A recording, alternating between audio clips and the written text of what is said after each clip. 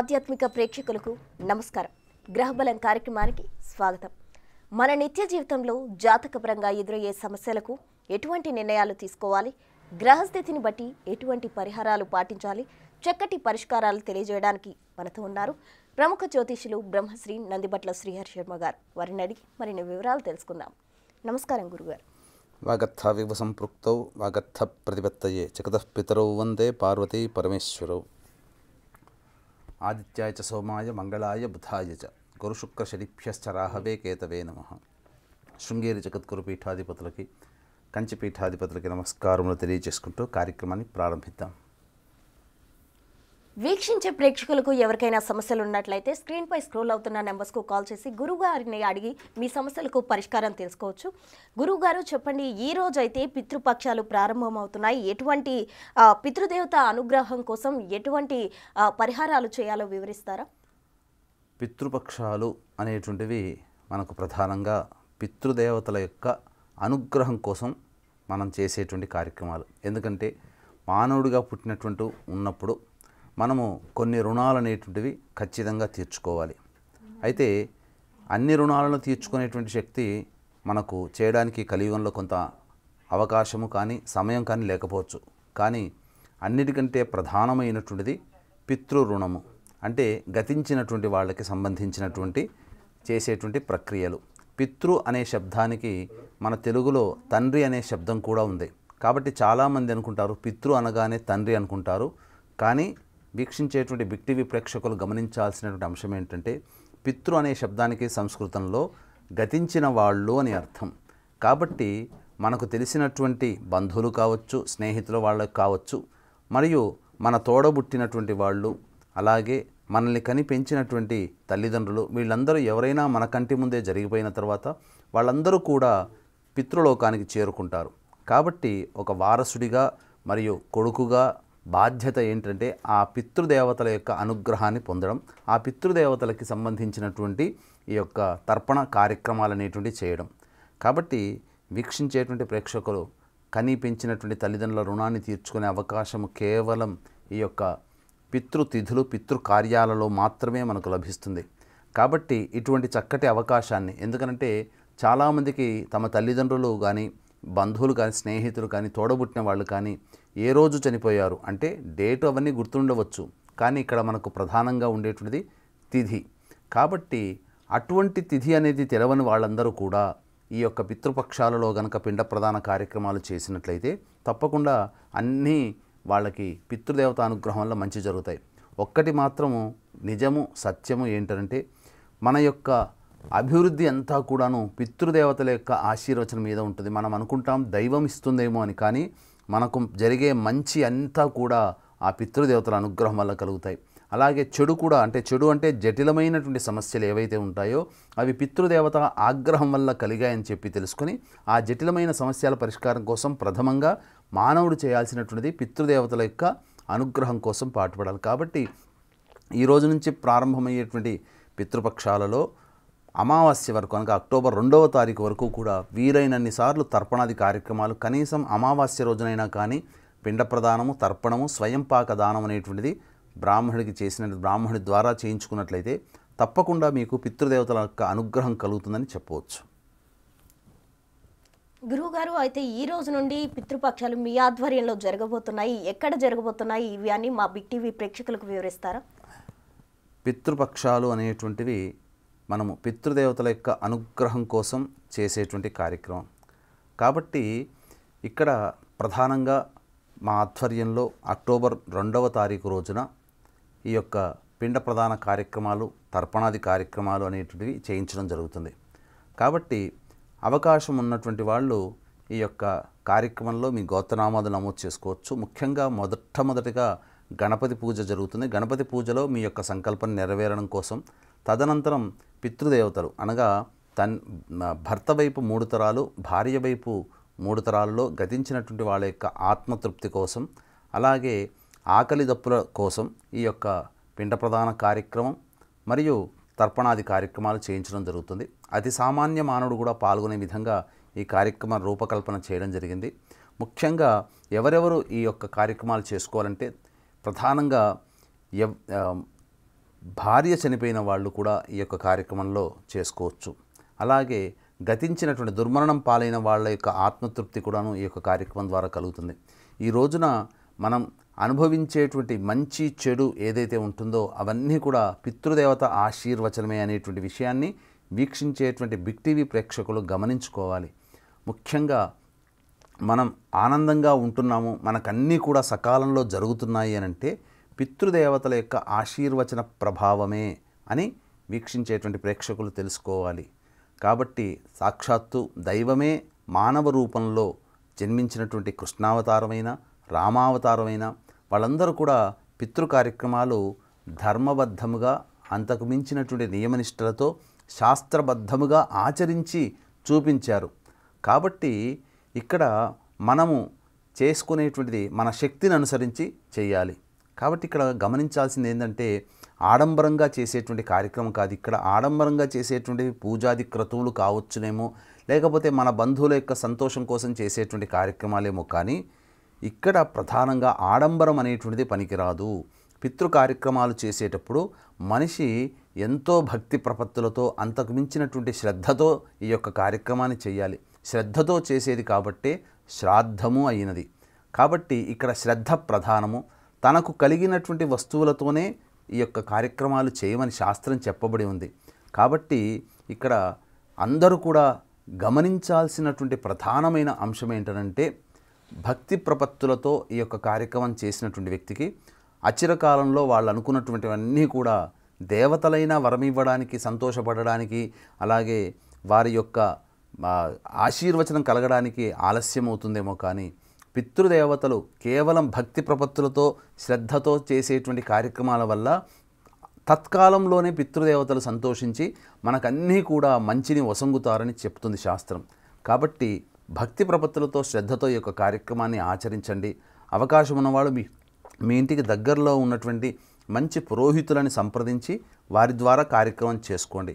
రాలేని వాళ్ళ కోసమైతే మా ఆధ్వర్యంలో అక్టోబర్ 2వ తారీఖు రోజున ఈ యొక్క పిండ ప్రధాన తర్పణాది కార్యక్రమాలు జరపబడుతున్నాయి. కాబట్టి జరిగిందంతా కూడా మీకు వీడియో రికార్డింగ్ చేసి పంపించడం జరుగుతుంది. అవకాశం ఉన్న వాళ్ళు కార్యక్రమ తదనంతరం కాంటాక్ట్ చేసి పూర్తి వివరాలు తెలుసుకోవచ్చు. రైట్, గురువు గారు కాలర్ లైన్లో ఉన్నారు. హలో హలో నమస్తే అండి. నమస్తే మేడం. మీరు ఎవరి గురించి తెలుసుకోవాలనుకుంటున్నారు? మా మదర్ గురించి అండి. మీ మదర్ డేట్ ఆఫ్ బర్త్ చెప్పరా? 27/4/1968. 1968 madam. Okay okay. Place? Bhimavaram. Time చెప్తారా? ఉదయం 9:30. ఓకే, గురువు గారితో మాట్లాడండి. నమస్తే అండి. మాట్లాడ. ఆయుష్మాన్ భవ, శివాయ నమః. చెప్పండి ఆయన. మా మదర్ అయితే కొంచెం ఆవిడకి హెల్త్ బాగుండట్లేదు, కొంచెం మనశాంతి అవ్వట్లేదండి. ఒకసారి అడుగుదామని. ఓకే, మీ మదర్ది జన్మ నక్షత్రం వచ్చేసి అశ్విని నక్షత్రం, మేషరాశి, మిథున లగ్నం. ప్రస్తుతం నడుస్తున్నటువంటి దశ ప్రకారం చూసుకున్నట్లయితే జాతకరీత్యా నడుస్తున్నటువంటిది ఈ యొక్క రాహు మహాదశ 2014 నుంచి ప్రారంభమైంది. ఈ యొక్క రాహు మహాదశలో కేతు యొక్క అంతర్దశ జరుగుతుంది. 2024 జూన్ నుంచి ప్రారంభమై 2025 జూన్ వరకు ఉంటుంది. కాబట్టి సాధారణంగా రాహుకేతువులు సర్పస్వరూపాలు. రాహులో కేతువు కానీ, కేతువులో రాహు కానీ దశాంతర్దశలు జరుగుతున్నప్పుడు ఆ వ్యక్తికి కొన్ని సంకటములు అనేటువంటివి కలుగుతాయి. కాబట్టి ఇక్కడ ప్రధానంగా మీరు చేయాల్సిందల్లా కూడా గణపతి ఆరాధన, దుర్గా ఆరాధన, ఇవన్నీ చక్కగా చేసుకోండి. అంటే ఏం చేయాలి? గణపతి దేవాలయంలో అర్చనలు, అలాగే అమ్మవారి దేవాలయంలో అర్చనలు. గణపతికి ప్రధానంగా గరిక అంటే ఇష్టం కాబట్టి గరికమాల గణపతికి వేయడం, అలాగే ఎర్రటి పూలమాల అమ్మవారికి వేయడం, ఈ విధంగా చేయండి. అలాగే రాహుకి కేతువుకి జపతర్పణ హోమాది కార్యక్రమాలు జరిపించుకోండి. తద్వారా మీకు కాస్త ఉపశమనం అనేటువంటిది లభిస్తుంది. నడుస్తున్నటువంటి దశానాథుడు అయినటువంటి రాహువు అష్టమాధిపతి మరియు వ్యయాధిపతితో కలిసి ఉండడం, అలాగే ఇక్కడ ప్రధానంగా మారక స్థానాధిపతి లక్షణాలు కూడా ఈ రాహు కలగచేస్తున్నాడు. కాబట్టి ముఖ్యంగా ఎటువంటి ఇబ్బందులు అంటే ముఖ్యంగా నర్వ్ సిస్టంలో ఇబ్బందులు అనేటువంటివి ఉంటాయి. కాబట్టి ఆ నర్వ్ సిస్టంలో వచ్చేటువంటి ఇబ్బందుల నుంచి బయటపడాలనుకున్నప్పుడు ఈ యొక్క సంబంధించినటువంటి రాహుకి, కేతువుకి, శనికి మరియు గురువుకి ఈ 4 గ్రహాలకి జపతర్పణ హోమాది కార్యక్రమాలు జరిపించండి. తప్పకుండా మీ మదర్ గారికి ఆరోగ్యం బాగా కుదుటపడుతుంది. శుభం భూయాత్. రైట్ గురువు గారు, మరో కాలర్ ఉన్నారు. హలో. హలో, నమస్తే అండి. నమస్కారం అండి. మీరు ఎవరి గురించి తెలుసుకోవాలనుకుంటున్నారు? నా గురించేనండి. మీ డేట్ ఆఫ్ బర్త్ చెప్తారా? 17th April 1998. 1998. ఓకే, టైం ఎగ్జాక్ట్గా టైం తెలియదండి, కాకపోతే నైట్ టైంలో 8:30 to 9 మధ్య అన్నారండి. Okay, around 8:30 to 9. ప్లీజ్ చెప్తారా? బర్త్ ప్లేస్ మ్యామ్ అవునండి, హుజురాబాద్ అండి. ఓకే, గురుగారితో మాట్లాడండి. నమస్కారం. ఆయుష్మాన్ భవ, శివాయ నమః. చెప్పండి ఆయన. నా గురించి తెలుసుకుందామండి. రీసెంట్గా హెల్త్ ఇష్యూస్ వచ్చి ఆల్మోస్ట్ 6 months హాస్పిటల్లో ఉన్నానండి. రీసెంట్గా డిశ్చార్జ్ అయినా. ఇప్పుడు కొంచెం పర్వాలేదు, కాకపోతే ఆర్థిక సమస్యలు బాగా ఎక్కువైనాయండి. ఇప్పుడు భవిష్యత్తు ఎలా ఉంటుంది తెలుసుకుందామని అండి. సరే, అంటే మరి మీ జాతకాన్ని ఇంతకుముందు ఎక్కడైనా చూపించారా? చూపించామండి. ఎందుకు అనంటే ప్రధానంగా శరీరంలో అంటే ఈ 2024 ఏప్రిల్ నుంచి మీకు రవి మహాదశలో శని అంతర్దశ జరుగుతుంది. ఈ రవి, శని మరియు షష్టమాధిపతి ముగ్గురు కూడా రోగస్థానంలో స్థితి పొంది ఉండడం, శని బలహీనుడైనటువంటి జాతకంగా శని నీచ స్థితి. కాబట్టి ఏప్రిల్ తర్వాతనే మీకు ఇబ్బందులు వచ్చాయి నాయన? లేదండి, 2023 సెప్టెంబర్లో స్టార్ట్ అయింది. ఈ ఏప్రిల్ నుంచి ఎలా ఉంది? ఏప్రిల్ నుంచి పర్లేదండి, ఇప్పుడు కొంచెం పర్లేదు, నడుస్తున్నా. ఇప్పటి నుంచి బాగా నడుస్తున్నారు. ఇక్కడ ఎందుకనంటే మీరు ప్రధానంగా మీ యొక్క జాతకంలో పితృదోషం అనేటువంటిది ఉంది. అంటే మీ నాన్నగారి వైపు 6 తరాలు, మీ అమ్మగారి వైపు 3 తరాలలో కుటుంబంలో ఏమైనా దుర్మరణాలు ఉన్నాయా నాయన? లేదండి. ఎందుకనంటే పితృదోషాన్ని సూచించే గ్రహాల యొక్క కలయిక మీ యొక్క జాతకంలో సంపూర్ణంగా ఉంది. కాబట్టి ఒకసారి మీ పెద్దవాళ్ళని అనగా అమ్మా నాన్నలు ఒకసారి కనుక్కోండి. తప్పకుండా ఆ దోష పరిహారం జరిపించుకోండి, మంచి జరుగుతుంది. ఇప్పుడు పితృపక్షాలు కాబట్టి ఈ యొక్క పితృదోష నివారణ కార్యక్రమం జరిపించుకోండి. మీకు ఎప్పుడు బాగుంటుంది అని అంటే వచ్చే సంవత్సరం ఉగాది తర్వాత పూర్తిగా మీరు రిలీఫ్లోకి వస్తారు జాతకరీత్యా. ఇక ఆరోగ్య పరిస్థితి అని అంటారా, ధనాధిపతి అయినటువంటి గురువు జాతకరీత్యా యోగ స్థానంలోనే స్థితి పొంది ఉండడం, ఈ యొక్క తృతీయాధిపతితో కలిసి ఉన్నాడు. కాబట్టి ఇతరులను నమ్మి మీరు ఏదైనా కానీ ఇన్వెస్ట్మెంట్ కానీ లేకపోతే ఇతరులకి డబ్బులు ఇవ్వడం కానీ మీ భవిష్యత్తులో ఎప్పుడూ చేయకండి. దానివల్ల మీకు ఎప్పుడు కూడా నష్టమే జరుగుతుంది. పైగా జాతకరీత్యా ఈ యొక్క రవి మహాదశ యోగించేటువంటి దశే, కానీ అంతర్దశ అనేటువంటిది మాత్రం యోగించినటువంటి దశ. కాబట్టి జాగ్రత్తగా మీరు మార్చి వరకు కాస్త జాగ్రత్తలు పాటించండి. రవికి, శనికి, కుజుడికి జపతర్పణ హోమాది కార్యక్రమాలు జరుపుకోవడం, అలాగే ప్రతిరోజు సూర్యుడికి నమస్కారం, సూర్యాష్టకం 6 సార్లు చదవడం, ఇవన్నీ పరిహారాలు పాటించండి. తప్పకుండా మీకు మంచి జరుగుతుంది. శుభం భూయాత్. గురుగారు, మరో కాలర్ ఉన్నారు. హలో. మేడం నమస్తే అండి. నమస్తే అండి. మీరు ఎవరి గురించి తెలుసుకోవాలనుకుంటున్నారు? మా అమ్మాయి గురించి అండి. మీ పాప డేట్ ఆఫ్ బర్త్ చెప్తారా? మా పాపది 23 6 నెల 2008 అండి. 2008. అవునండి. టైం చెప్తారా? 2:53 అండి, మధ్యాహ్నం అండి. ఓకే, ప్లేస్ వచ్చి మంగళగిరి ఎన్ఆర్ఐ హాస్పిటల్ అండి. ఓకే, గురువు గారితో మాట్లాడండి. మాట్లాడండి ఆయన. గురుగారు నమస్తే అండి. ఆయుష్మాన్ భవ, శివాయ నమః. చెప్పండి ఆయన. మా అమ్మ పేరు గీతాశ్రీ అండి, చదువుతుంది సార్. తన లైఫ్లో ఎలా ఉందా అని. అంటే ఏం తెలుసుకుందామనండి అమ్మాయి గురించి? అమ్మాయిది అదే నెక్స్ట్ ఎట్లా ఉందా అని. ఓకే, ప్రస్తుతం రాహు మహాదశలో శుక్రుని యొక్క అంతర్దశ జరుగుతుంది. ఇట్టి శుక్రుడు జాతకరీత్యా అస్తంగత దోషం చెంది ఉన్నాడు. ప్రధానంగా 2026 ఫిబ్రవరి వరకు రాహులో శుక్రుడు నడుస్తుంది. కాబట్టి లగ్నాధిపతి మరియు ఇక్కడ దశానాథుడు, అంతర్దశానాథుడు ఇద్దరు కూడా షష్టాష్టక స్థితిలో ఉన్నారు జాతకరీత్యా. కాబట్టి షష్టాష్టక స్థితిలో ఉన్నప్పుడు జరిగేటువంటిది ఏంటంటే ముఖ్యంగా అనుకూలమైనటువంటివి అన్నీ కూడా దగ్గర దాకా వచ్చి అవకాశాలన్నీ వెనక్కి వెళ్ళిపోతూ ఉంటుంటాయి. కాబట్టి ఈ యొక్క పరిస్థితి మీ అమ్మాయి జాతకరీత్యా ఉంది కాబట్టి ఈ షష్టాష్టక స్థితి మరియు రాహులో శుక్రుడు స్త్రీపరమైనటువంటి విద్వేషాన్ని కలిగించేటువంటి సందర్భం. కాబట్టి స్త్రీపరమైనటువంటి విద్వేషం అనేది కలగకుండా, అంటే ఏంటి, ఎవరితోనైనా కానీ ఆడవాళ్ళతో మాట్లాడేటప్పుడు ఈ అమ్మాయి కాస్త జాగ్రత్తగా ఉండాలి. ఎవరితో కూడా వాగ్వివాదాలు పెంచుకోకూడదు. అనగా మాట ఎక్కువగా అవుతున్న సందర్భంలో అక్కడి నుంచి పక్కకు తప్పుకోవడమే చాలా మంచిదనే విషయాలు గమనించుకోవాలి. ఎందుకనంటే ప్రధానంగా స్త్రీపరమైన విద్వేషం అంటే స్త్రీలు పర్సనల్ గ్రెడ్జ్ని తీర్చుకుంటారు, తద్వారా తాను మానసికమైనటువంటి బాధలు పడుతుంది ఈ అమ్మాయి జాతకరీత్యా. కాబట్టి ఈ యొక్క ప్రికాషన్స్ తీసుకోమని చెప్పండి. ఇక ప్రతిదీ కూడాను దైవానుగ్రహంతోనే ముడిపడి ఉన్నటువంటి జాతకం ఈ అమ్మాయిది. ఎందుకనంటే ఇక్కడ దైవకారక గ్రహం అనేటువంటిది అనుకూలంగా లేదు.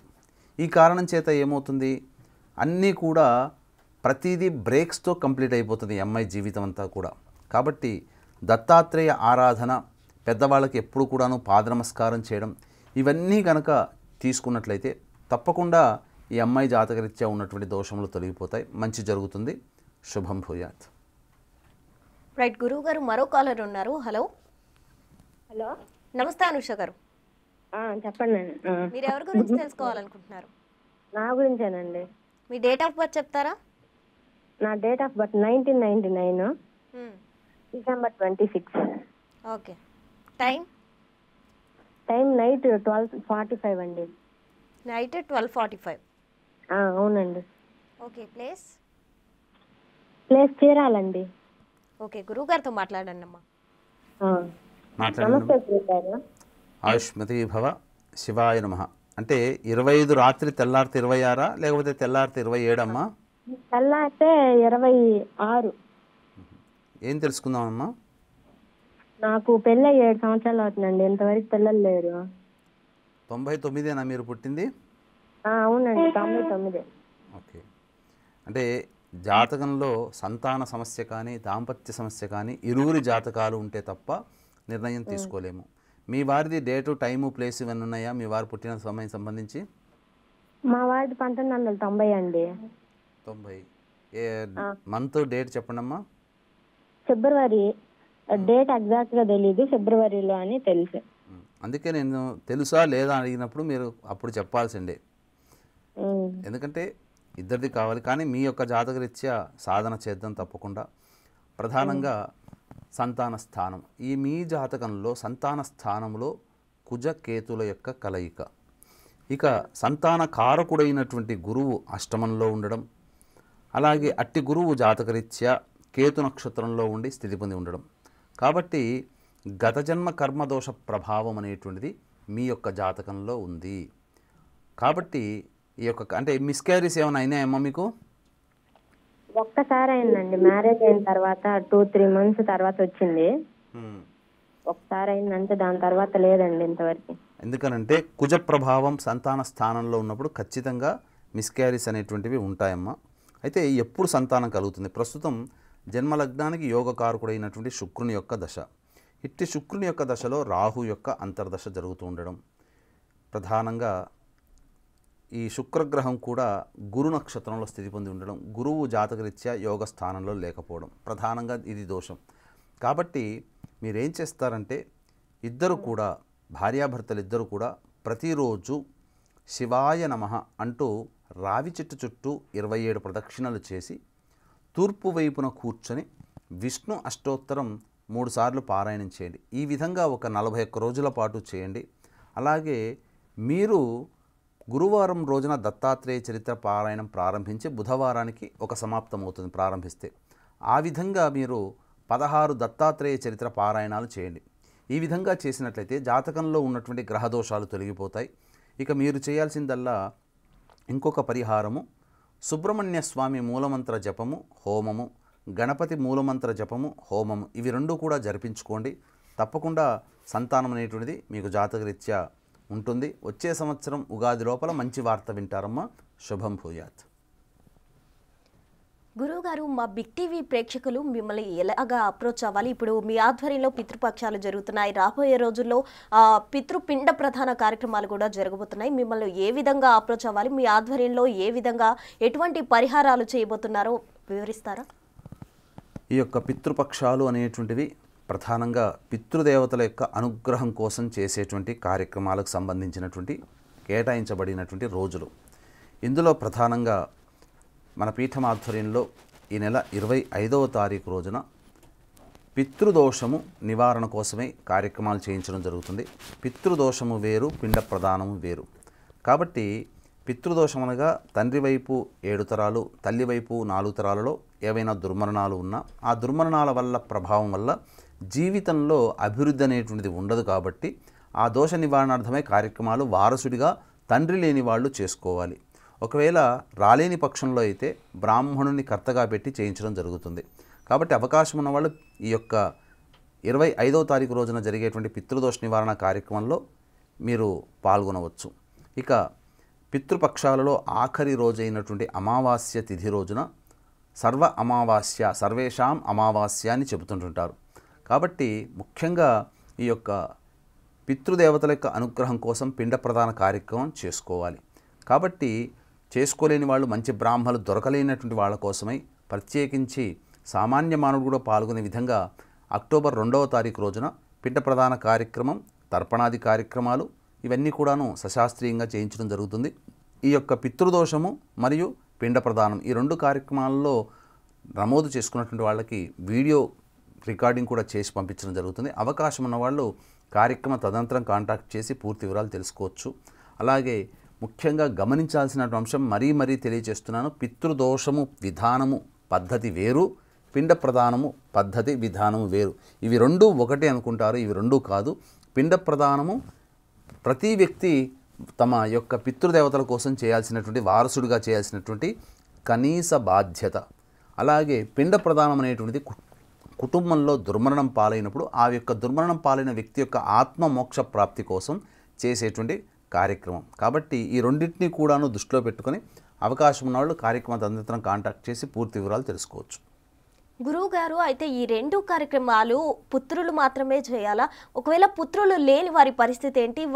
వారి ప్లేస్లో ఎవరు చేయొచ్చు అంటారు? ఇప్పుడు సంతానం కొంతమందికి ఉండదమ్మా, అసలు సంతానం లేని వాళ్ళు ఉంటారు. కొంతమంది ఆడపిల్లలు మాత్రమే ఉండి పురుష సంతానం లేని వాళ్ళు ఉంటారు. కాబట్టి ఇక్కడ 2 రకాలుగా చేసుకోవచ్చు. కేవలం ఆడపిల్లలు ఉన్నవాళ్ళు, లేదా కొంతకాలంలో 2 ఆడపిల్లలు, 1 అబ్బాయి, లేదా 1 అబ్బాయి 1 అమ్మాయి ఉండి కొంతకాలంలో అబ్బాయి ఏదైనా కారణం వల్ల జరిగిపోతే 1 ఆడపిల్ల మిగిలిపోతారు. కాబట్టి ఇలాంటి సెగ్మెంట్లో ఉన్నటువంటి వాళ్ళు ఏంటంటే ఆడపిల్లలకి కనుక పెళ్ళయి ఉంటే అల్లుడు చేయవచ్చు. అయితే కొంతమంది ఈ కాలంలో చాలామందికి పూజలు అనేటువంటివి ప్రత్యక్షంగా చేసుకోవడానికి ఇష్టపడట్లేదు. కారణం ఏంటంటే కలియుగ ప్రభావం. ఎందుకంటే పితృదేవతల యొక్క అనుగ్రహం ఉంటేనే సంతోషంగా ఉంటాం మనం. ఆ విషయాన్ని వదిలేసేసి సంతోషంగా ఉండడం కోసం అనేక దారులని వెతుక్కుంటూ ఉండి ఏ దారిలో సంతోషం పడక చివరికి మళ్ళీ బూమరాంగ్ లాగా మళ్ళీ మన దగ్గరికే వస్తారు. అంటే ఏంటి? పితృ కార్యక్రమాలకు సంబంధించినటువంటి శాస్త్రం చెప్పిన విషయాలనే మళ్ళీ అందరూ ఆచరణలోకి వస్తారు. కాబట్టి అప్పుడెప్పుడో తిరిగి దెబ్బలన్నీ తిని పడిపోయిన తర్వాత బాధలు పడ్డ తర్వాత వచ్చేదానికంటే ముందుగానే విజ్ఞానం ఉన్నవాళ్ళు ముందుగానే ఈ కార్యక్రమాలు చేసుకోవాలి. ఈ యొక్క పిండ ప్రదాన కార్యక్రమంలో ఉన్నటువంటి మహత్యాన్ని తెలుసుకున్నటువంటి ఆస్ట్రేలియా ఆటగాడు స్టీవ్ వా తెలుసు కదమ్మా. మరి పిండ ప్రదానం వాళ్ళ సహచరుడు చనిపోతే పిండ ప్రదానం చేయడానికి గంగా నది అంటే కాశీ దాకా రాగలిగారు, హరిద్వార్ దాకా వెళ్ళగలిగాడు. అంటే ఏంటి? ఇక్కడ మహత్యాన్ని, ఇందులో ఉన్నటువంటి అంతరార్థాన్ని గ్రహించినటువంటి వాడు ఆ స్టీవ్ వా. మరి మన వాళ్ళకి ఏమైంది? పాటించేవాళ్ళు కొంతమందే పాటిస్తున్నారు, కొంతమంది ఎందుకులే అనే బాధతో పాటిస్తున్నారు. దానికన్నా చేయకుండా ఉండడమే మేలు. ఎందుకనంటే పితృదేవతలు శ్రద్ధని కోరుకుంటారు. కాబట్టి ఎంత శ్రద్ధగా పెడుతున్నాడు అనేటువంటిది ఉంటుంది. కానీ ఏడ్చుకుంటూ డబ్బులు పోతున్నాయే బాధపడుకుంటూ అయ్యో ఈ డబ్బులతో నాకు ఒక షూస్ వచ్చేటివి, లేకపోతే నేను భార్య పిల్లల్ని తీసుకొని వెళ్ళి రెస్టారెంట్లో హాయిగా కడుపు నిండా తినొచ్చేవాడిని, లేకపోతే ఏదన్నా ఐమాక్స్లోకి వెళ్ళిపోయి పీవీఆర్ మాల్లోకి వెళ్ళిపోయి చక్కగా సినిమాలు చూసుకుంటూ కాళ్ళు చేతులు ఊపుకుంటూ కేరింతలు కొట్టుకుంటూ పాప్కార్న్లు కొనుక్కుంటూ తినేవాడిని ఈ డబ్బులతో అని బాధపడుతూ అవన్నీ గుర్తు తెచ్చుకొని వాటి కేటాయించుకున్న డబ్బులు పిండాల కోసం పెట్టాల్సి వచ్చింది అని బాధపడుతూ చేసేటువంటి కొడుకుని కన్నటువంటి వాళ్ళు, ఆ తల్లిదండ్రులు, ఆ పితృదేవతలు బాధపడతారట, ఘోషిస్తారట. ఇటువంటి ధర్మహీనుడైనటువంటి కొడుకుని కన్నామా అని చెప్పి. కనీసం కనిపెంచినటువంటి తల్లిదండ్రులని సరిగ్గా ఆరాధించలేని కొడుకుని, ఇంత దౌర్భాగ్యమైనటువంటి సంతానాన్ని మనం కడుపులో కన్నామా అని బాధపడతారట. అటువంటి బాధ అనేటువంటిది సరిగ్గా చేయకుండా ఉండేటువంటి బాధ పితృదేవతలకు ఎందుకు?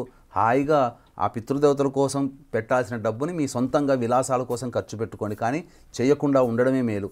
చేస్తే కనుక శ్రద్ధగా చేయండి, లేకపోతే అసలు చేయకుండా ఉండి అందరిలాగానే చక్కగా ఆరోగ్యంగా అందంగా ఉండండి. భవిష్యత్తు అనేటువంటిది పితృదేవతల చేతుల్లో మన జీవితం ఉంటుందని చెప్పవచ్చు. రైట్ గురుగారు, థ్యాంక్ యూ. మా బిగ్ టీవీ ప్రేక్షకులకు చక్కటి పరిష్కారాలు తెలియజేశారు. సో చూసారు కదా వ్యూయర్స్, మీకు కనుక సమస్యలు ఉన్నట్లయితే గురుగారిని డైరెక్ట్గా కాంటాక్ట్ చేయొచ్చు. మన కార్యక్రమాల్లో గురుగారి నెంబర్ స్క్రోల్ అవుతూ ఉంటుంది. గురుగారి నెంబర్ తీసుకోండి. ఏవైనా సమస్యలు ఉంటే గురుగారిని పర్సనల్గా కూడా మీరు అప్రోచ్ అయ్యే అవకాశం కనిపిస్తుంది. సో చూసారు కదా, ఇది ఇవాల్టి గ్రహబల కార్యక్రమం. రేపటి కార్యక్రమంలో మళ్ళీ కలుసుకుందాం. అంతవరకు చూస్తూనే ఉండండి బిగ్ టీవీ.